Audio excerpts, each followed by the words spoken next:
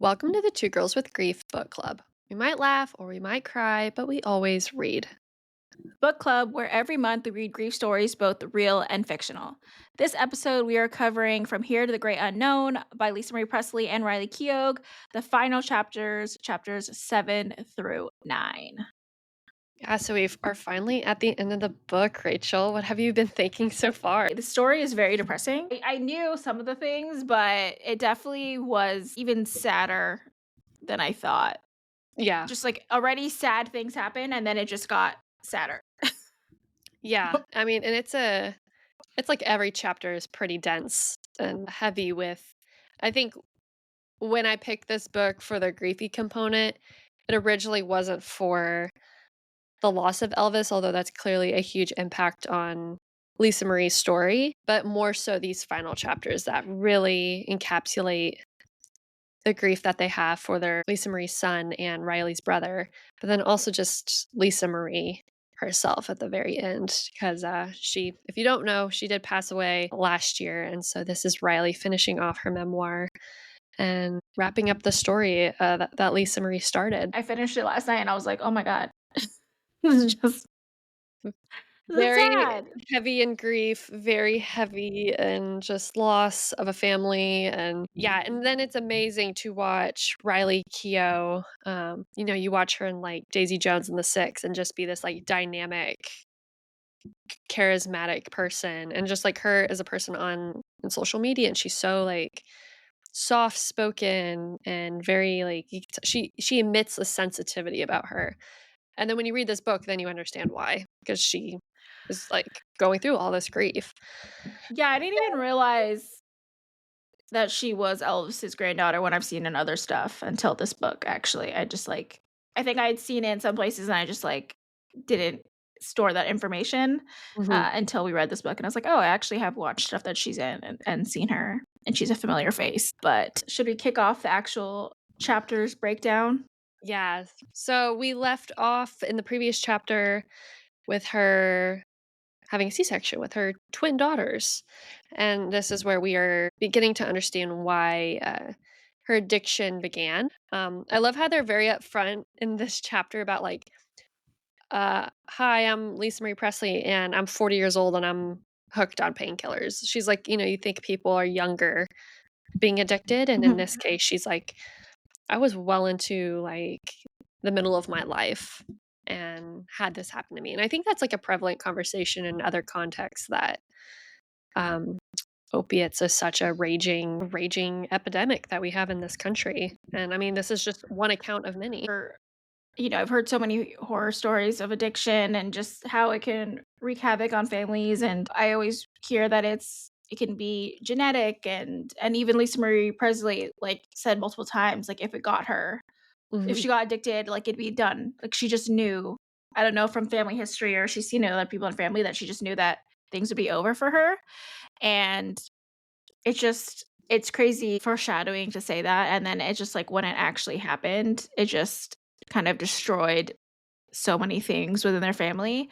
I've never experienced addiction personally or even closely, like, I haven't had any family or friends with a close addiction, so I don't know the experience. I've only heard stories, read about stories, yeah, but it definitely feels like, especially because they had money and power, that it was so much easier for Lisa Marie to just stay addicted because mhm, people wanted to appease her, and even Riley kept saying, like, the doctors wouldn't listen to her because Lisa Marie always got her way, and it was just very similar to how things always been, like, if you have power and you're, famous, that you get away with it, and mhm. she tried so hard to get her mom in a better place, but feels like everything else was working against her, even though she tried, which is really sad.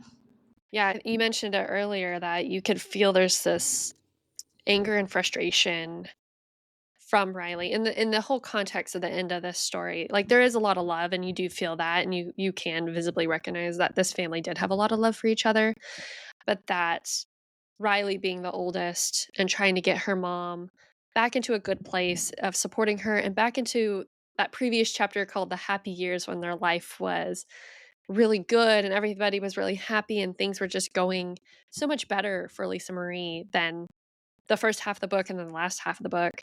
And yeah, I imagine there's just like so much a mix of emotions that you have when trying to be the caregiver and caretaker of someone who is willing to do whatever they have to do to get their hands on whatever they're hooked on.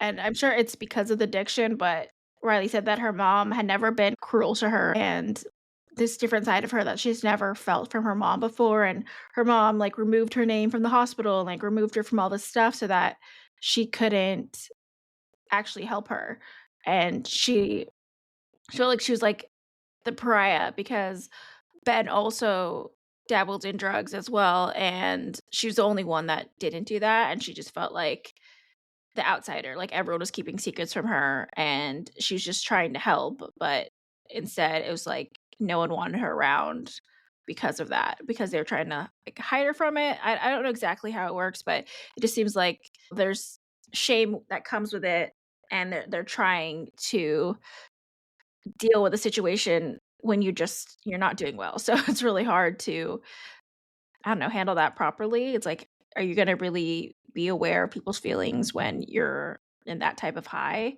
I don't know. I don't think you can, but I don't know.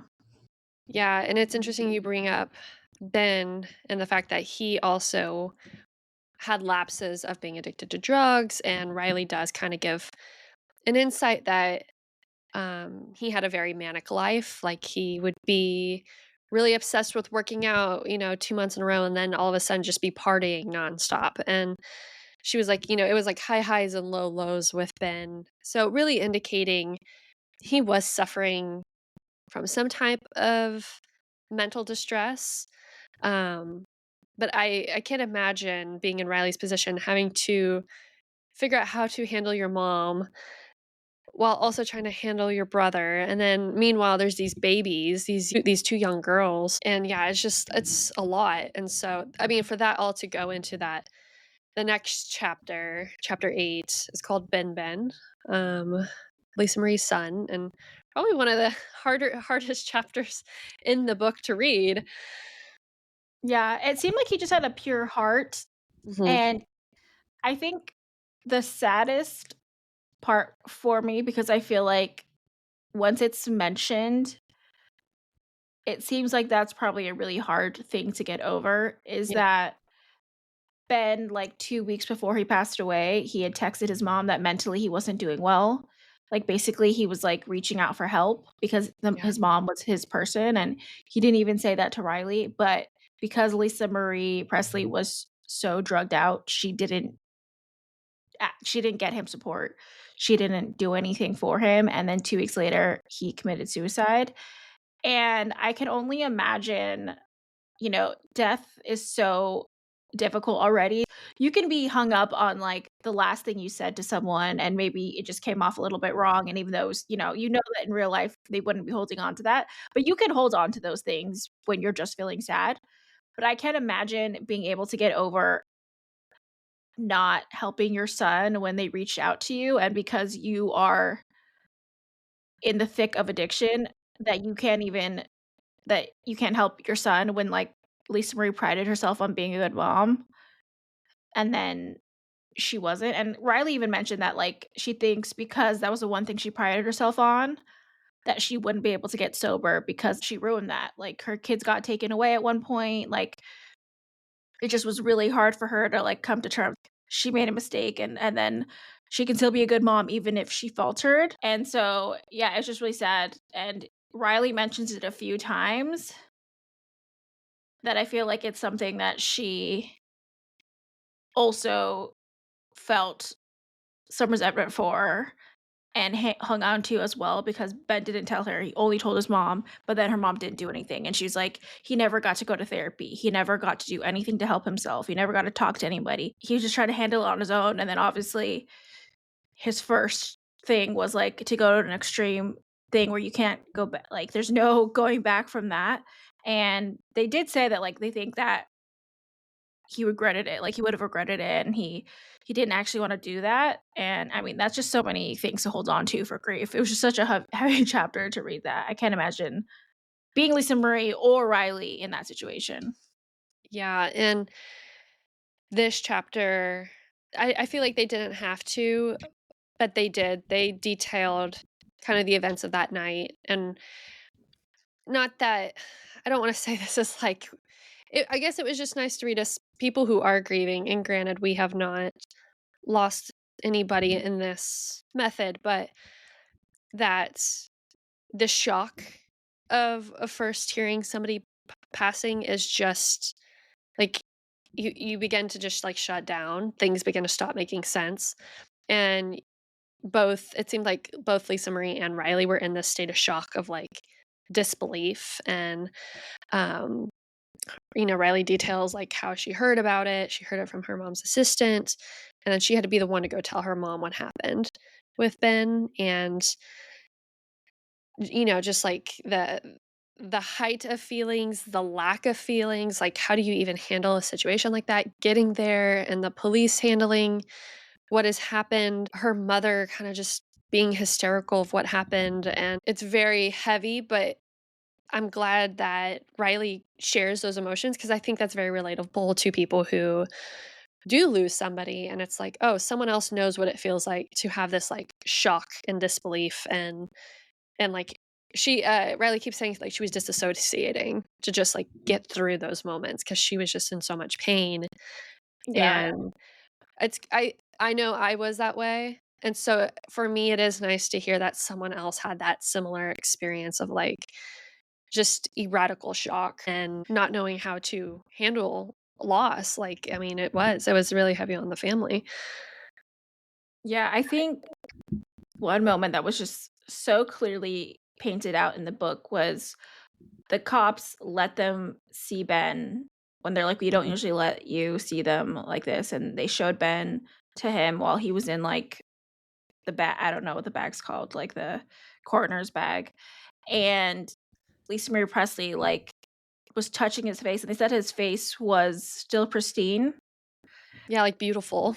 Yeah, so I think his face was untouched from the suicide attempt or suicide, and he but Lisa Marie grabbed his head, and then she got his blood on her hands, and she said that and then her mom got the blood on her face, and, like, it just was this whole scene, and I It's very that's visceral. just that was just such a, like, a painful feeling. Yeah. Like, I've never experienced that exact thing, you know, and but you like, experienced some things similar, but, like, that I feel like has a whole other level of stuff to deal with. But, yeah, I just felt so much pain in imagining that scene of, like, how hard that must have been to see her mom doing that and just, seeing your loved one's blood and stuff, like, it's just not great, and for her to, like, have touched where the wound was potentially on like, it's just a crazy thing, especially even just seeing them, like, not alive is already hard enough, like, that's already a crazy thing, and Riley mentioned, like, so much is going on, but she wished that she had hugged him one more time, and I don't think I did that. I think that's just a hard thing, I don't know, I once they were gone, it was just like, I don't know, I it's almost like you disassociate, like, you're not thinking about that one last hug, and it's a different type of hug if they're not gonna hug you back. So I don't even know if I would have wanted to do that, but when Riley mentioned that, I did think about that, and I was just like, "Oh, that's rough." I think of this experience and be like, you and I have talked about the images that live in your head after someone passes. And there's some images that you don't want to think about, whether it's people in the hospital or them on in their coffin at the funeral. Like there's just some images that you and I would rather just not Yeah. think about. And I can't imagine being Riley and being like like she lived through this experience and this is something I'm sure pops in her head every once in a while. And I think that's like one I think key thing that you and I, are trying to explore on this podcast, but in helping grievers like find tools and methods to you have these thoughts that come across your head and there's nothing you can really do but finding tools and methods to just like fold that little thought up and put it in its little box and you put that box on a shelf and not deal with it because some of those images are just really haunting. Yeah, and there's no fix for it. If I could just, like, hit erase, I would I would do that, unfortunately. Like, I wish I could not have flashback stuff, and I've seen so many other grievers say the similar thing where you're sitting down, enjoying yourself, and then, like, the image just flashes into your mind, and you're like, "What the hell?" Like, "Are you serious right now? I'm enjoying myself, I'm having a happy moment," and then that just flashes in your brain, and it really feels unfair because not everyone's walking around with that, but, yeah, I that whole situation, that whole chapter reading it just felt so heavy for that whole thing, and then it gets a little bit weird for me personally. With, um, that really stood out to me. I think you might have mentioned it a little bit, and I was like, "What are you talking about?" That they kept Ben's body in their house for, like, 30 days or something. I don't know if it was that long. I think it was about that long, maybe longer, and just, like, sat with him. Yeah, he did stay in the guest house, and if you were wondering about, well, normal things that happen with bodies, they did keep the temperature cool, and apparently they were allowed to do this, like, apparently they had permission that they could keep his body for a time being in their guest house, and, I think Lisa Marie and Riley talk about going to visit him and just talking with him. At one point, they bring out a tattoo artist to show him his tattoos because they were Yeah. gonna get, replicate like, a replication of his tattoos on them. And they're like, "Well, we'll just show you." I will say, like, yeah, that's a very shocking part of the book to find out, that they kept him for a time being, and I will say, like, culturally, it is a little bizarre, I think, in the US, that's not something we practice here. In other countries, I think it's probably more of a norm, but in the US, it was definitely a shock to read that and be like, "Oh," a very different approach on how to mourn your loss.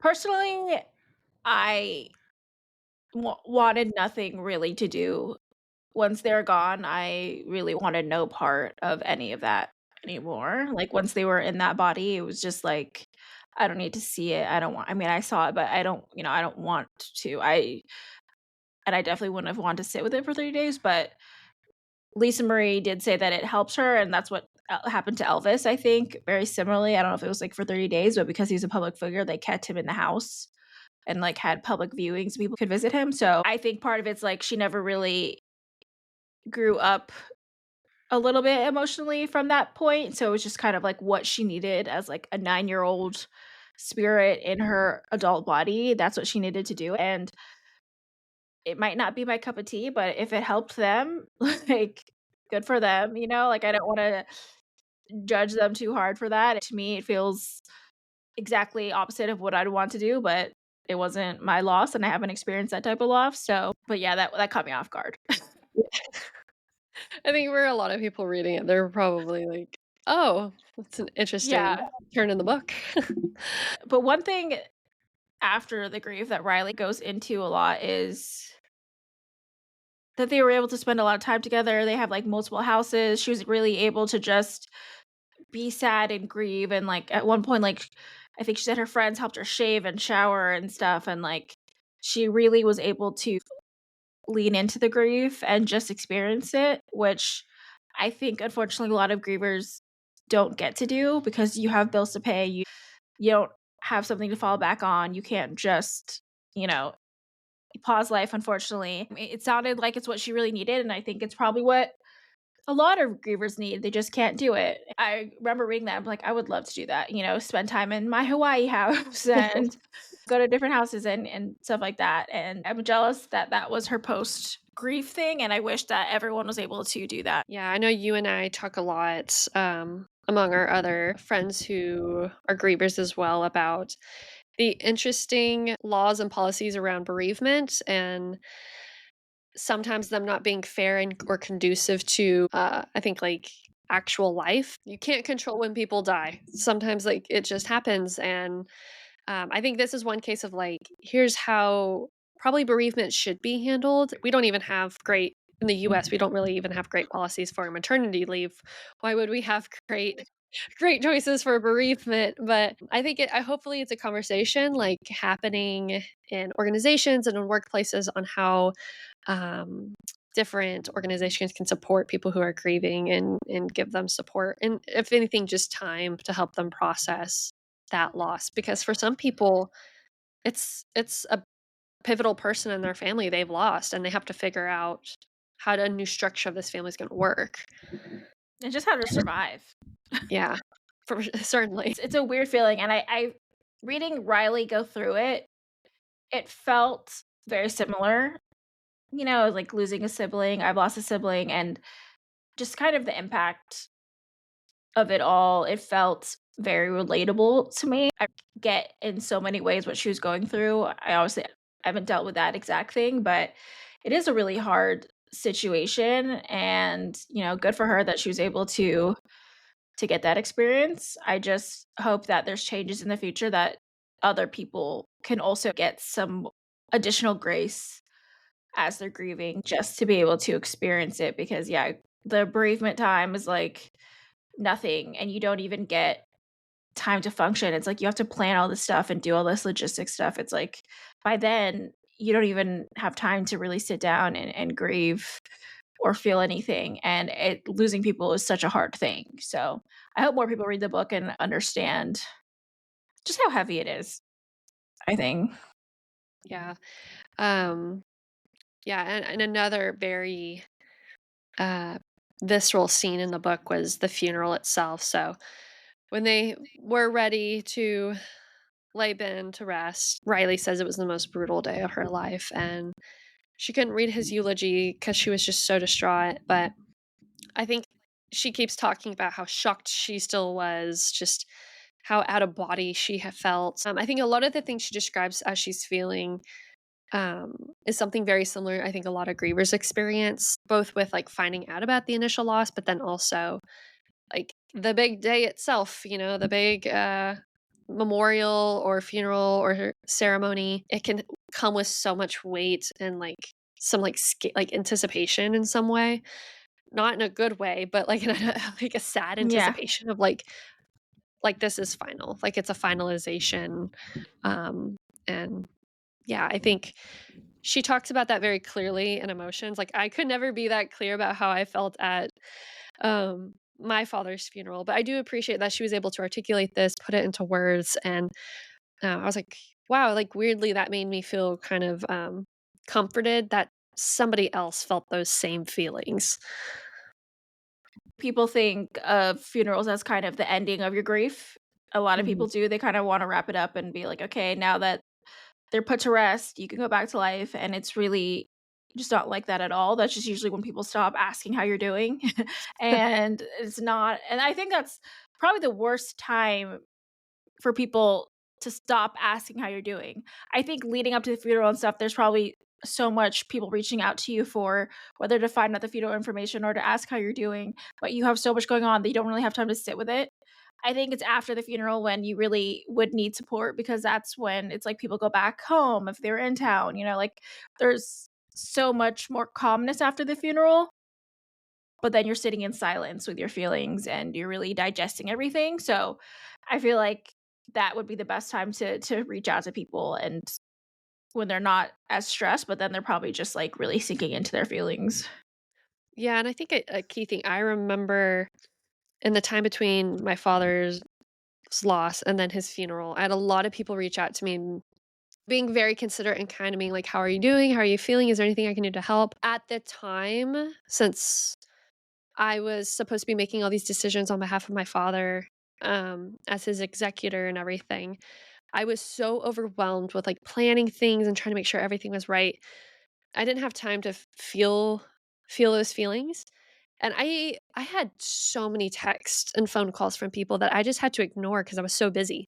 It's almost like a wedding you have to plan really fast, like a Yeah. sad wedding, like, in a weird way. Yeah. It's like that intensity of, like, this might not be the most important day of your life, but, I mean, it's the end of somebody's life. It's pretty damn important, that you put a lot Yeah. of effort and care in making sure that everything is right and considerate and making sure the right people are gonna be there, and so, yeah, it wasn't until, like, even after the funeral, I think a couple days, I'm just looking through all these texts, and I was like, "How am I supposed to respond to all of these people?" And it's not their fault. Of course, they don't know. They're reaching out of the kindness of their heart and trying to make sure Yeah. like, doing what they can. But I there were so many people I did not respond to because I just didn't have the time or I didn't have the emotional space or I was just tired. Like, I just also remember being so tired afterwards. Or they said But something inappropriate. or that. Um, but, the people that really cared, they reached out again, and they're like, "I know you're probably busy. I know you're going through a lot. I just want you to know I'm thinking of you, um, and, like, I'll reach out later on." And the people that, you don't have to make it a schedule by any means, but I think just the sporadic checking in when they have more Yeah, capacity. So if you are checking in on a griever and you're expecting a response, don't. don't take it personally when you don't get one. They're overwhelmed, they're depressed, they're shocked, they're disassociating, they're probably having a hard time sleeping, they're probably very tired. Check in again with them just later on when things aren't so crazy. And I think, like, putting it in context, like, imagine having to plan a wedding in a week. Like, that's chaos and nearly impossible. But think about that as in regard to funerals and people having to plan that. So, I think it allows a little bit more grace for the griever and time for them to actually process things and give appropriate responses and just know that people care. Like, I do appreciate all those people that reached out. I know that they cared. I just couldn't get back to them. Yeah, and reaching out to somebody, you shouldn't expect that they necessarily will ever get back to you in that time. Like, you should Mhm. definitely reach out again at some point. But yeah, don't take it personal because it's really not about you. There's a lot Yeah. going on.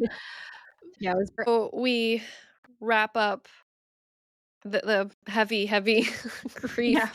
and painful story of Ben, like, that is very traumatic, and then we go into the last chapter of the To book. another one. Yeah, to another one. There is no breaks. It is full throttle right now.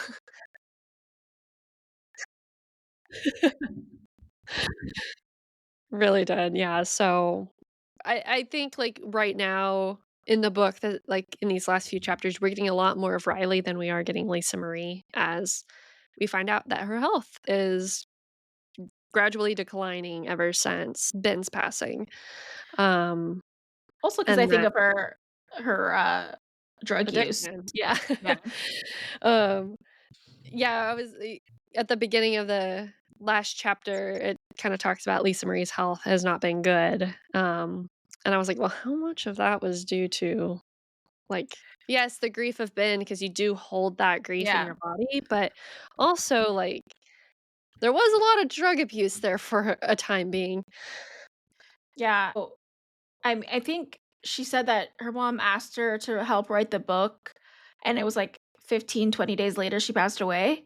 Yeah, So she must have already known, but so she was actively working on it, but it's like, how much do you really wanna share of your greatest disappointments in the yeah. last few years? Does Lisa Marie directly mention the text from Ben, or was it just Riley?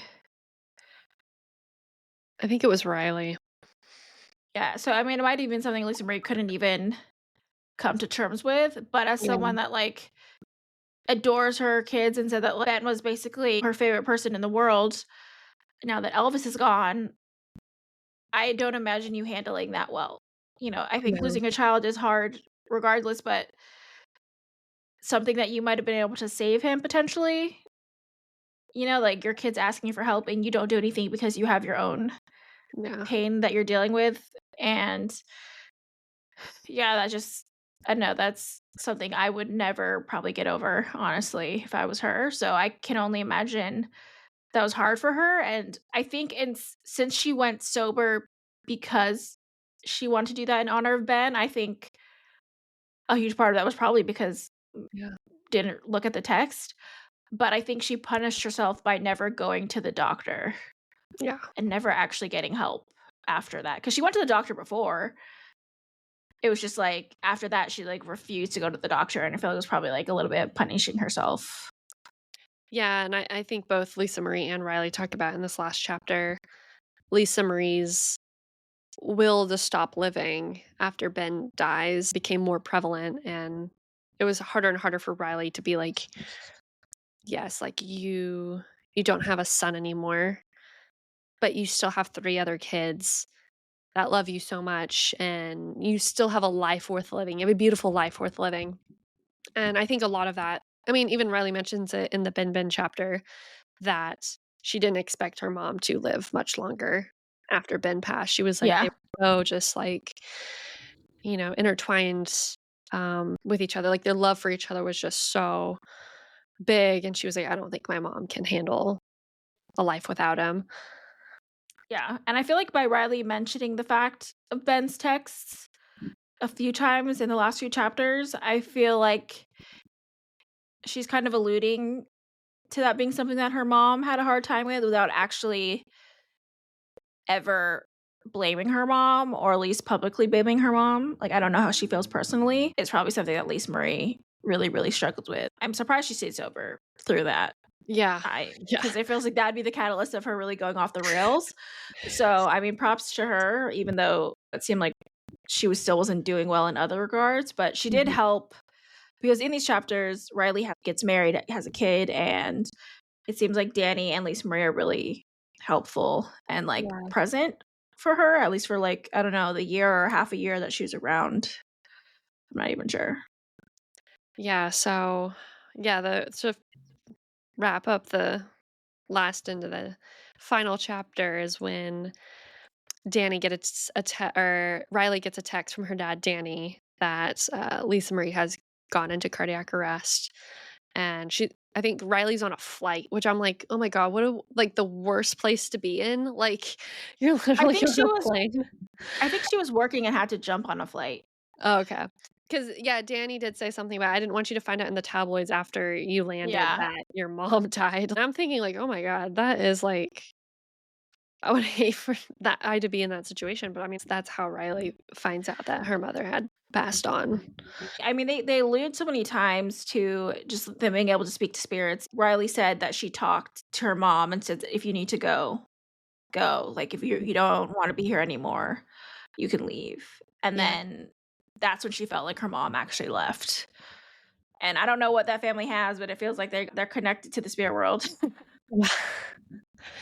Yeah, I would not say I have the sense or the gift of feeling the things of the beyond, but I did have, like, a similar moment as well with my dad's health being as rocky as it was, and, like, he always came through in the worst of his health issues, but when I had gotten the call one night about my father, going into cardiac arrest, and he had before, I think maybe once or twice before, but I knew that time was gonna be the last time, and I had this feeling too of like, "Oh, this is it. This is the moment that I've been fearing this entire time," and I strangely had, like, a memory not a memory, but kind of just, like, this call of, like, his parents had passed before him and that they were gonna be waiting for him, and, like, I had this weird sense. I was distraught. I mean, I was a hot and heavy mess, but this feeling of like I seem to had known. I had this feeling in my chest when it had happened prior to them calling me, knowing that he had passed on, and not that it was like a calming feeling. I wasn't scared. I guess Yeah. I was more scared afterwards of like how are we supposed to live without a dad? Like how are we like what is life without a dad? I don't know how to do this. Like I'm scared of the future. But the actual, like, moment, I felt this odd piece of, like, well, he'll be with his parents, and that's, like, a sweet vision that, like, really helped with that, but it's weird to know that she also had these similar type moments with Yeah. her own mom. Yeah. I mean, I think it was one of those things where for this secondary passing in her family, she had so much fear for Lisa Marie because she just knew that she didn't wanna be here anymore, and she was holding on to heavy things that she was always worried about her, and that's, like, not a great way to you're, like, grieving your brother through a very traumatic passing, and Yeah, then now you're worried about your mom, about what she's gonna do. I mean, the book ended kind of abruptly, but yeah, it is I mean, how much farther can you go for a memoir when the person's gone and they were yeah, writing it? Like, how much can you really write? But it kind of cues to, like, the eulogy, and then Riley can't even read it, and her husband had to, which I relate to. I wasn't able to do any of that. Like, I was really annoyed because of my mom's funeral, I said I didn't want to do anything. Like, I didn't wanna speak at all, like, I just couldn't. And they made me do anyway. They're like, "Just read this passage," and I was like, "I don't want to," and I really hate that, like, I was still assigned it because I was like, "I don't want to," and I feel like that should be respected, that, like, you don't have to honor them in that way. Like, you Yeah. speaking in front of people, you don't have to do that, and I don't know who made the decision, but I still was on there, and basically what happened is I got called up and I started crying in front of everybody, and then my brother had to do it. So I was like, "Why did I knew this was gonna happen. Yeah. Why does he make me do this? I didn't wanna do this." So don't ever force people to do that if they don't Yeah. want to. There's no right or wrong way to do it, and honestly, crying in front of everybody trying to read, like, a stupid passage was not I didn't need to do that. Right. You don't look cute. No. You're just dripping tears and snot, and you're embarrassed, and you're like, Yeah, "I you just, like shouldn't be embarrassed, but I am." yeah, you just, like, don't you're, like, you're already on public display and then doing that. I'm like, "No, I didn't wanna do that. I didn't have to do Public that," but display on the worst day of your life, yeah. like So, no, thank you. So, I totally related when Riley said that, and then it basically just, like, ends with the eulogy, yeah. and I'm sure Riley now probably has some complex feelings about that, but I think as, like, the one person in her family that wasn't prone to addiction, I think she's probably the best one to handle that, like, to Mhm.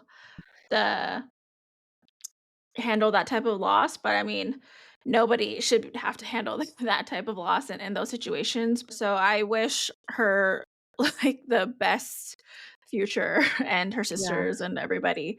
I hope that they have the best lives because that is rough. I mean, even for her sisters, right? They lost their mom and they never got to see the super mom that she was. They Yeah. saw the mom that was addicted and they got taken away and all these different things. And that must be so hard for her sisters to have a completely different view of her mom than she did. Like Mhm. her Riley got to see the complexities of her mom, and her sisters only got to really see that one side for the most part. So I think that must be really rough. But yeah, overall, that was a sad book. What was your griefy score? I would say a 4. I was gonna say Started off low. I was gonna say like a 3 early on, just because it was really dark and Yeah. heavy, but it wasn't super griefy where I was like, "Okay, if you're sensitive to other stuff, you should be aware of, like, all the other things in the story." Mhm. But it was, like, on the griefy meter, I was like, "It's a 3." And then these last chapters, I was like, "Oh, it's like a 4-ish or something." Like, Came that out the of the woodworks. for me, it was really the Ben situation because I think it's Yeah. tragic on so many different ways, and just the whole scene of when they saw him and Lisa Marie touched him and stuff, like, to me, that was just the most heartbreaking scene, and it Yeah. was real life, it's not like a scene, it's just I could picture it in my head, and I just that was so heartbreaking, so for me, that shot me up to, like, a 4-ish on my Yeah. griefy score, because that moment alone, if you've experienced any grief, I feel like will evoke strong emotions in you for sure. Yeah. Absolutely. I think there was definitely a tear or 2 shed in those last few chapters where it was a lot of emotion and a lot of loss. So that is Here to the Great Unknown. And yeah, we're wrapped up and we will make the announcement for the next book club next month? Next week. It will be officially December, shit. We'll we will, announce it on December 2nd when we release our next episode. Yeah, so stay tuned for the next book club pick. We promise it'll be a little lighter in comparison to this one. We'll try to Yes. balance this out. It was my pick, um, so we already know it's not gonna be like this. as always, there'll be resources in the show notes. You can find new episodes every Tuesday. You can also find our book club episodes every Monday. And if you want to get more involved in our book club, you can join us on Fable. It's an app that you can download where it's around tracking your reading, and you can join our little Two Girls with Grief book club. We would love to have you there and join the next book. And you can also follow us on TikTok and Instagram at Two Girls with Grief Pod. You can also subscribe to our YouTube at Two Girls with Grief Pod as well. And that's where we'll be able to see all the video versions of these episodes. You'll see them only on YouTube. We post a few clips here and there on TikTok and Instagram, but to get the full video, you can only get that on YouTube. And we also have a Facebook group that we started for the holidays. So if you feel like you're lacking community right now during the holiday season, you can find our Facebook group. It'll be linked in the show notes as well. You can join and meet with other people in the community that are grieving. And it's been a great little group so far. Definitely join if you feel like you need community right now. And lastly, you can email us at twogirlswithgrief@gmail.com. We love hearing from you guys. You have questions you want us to answer, or just reach out, anything like that. Feel free to send us an email because we love to hear from you. Oh, actually, the very last thing is if you've enjoyed these episodes or our regular episodes on Tuesday, please rate, subscribe, share our podcast. It's the best way for other people to find us and grow our grief community. So we appreciate everyone that already has. But if you haven't and you enjoyed the podcast, we really appreciate it if you do that as well. And I think that's it for now. We'll see you on I think that's Tuesday. it. Bye. Bye.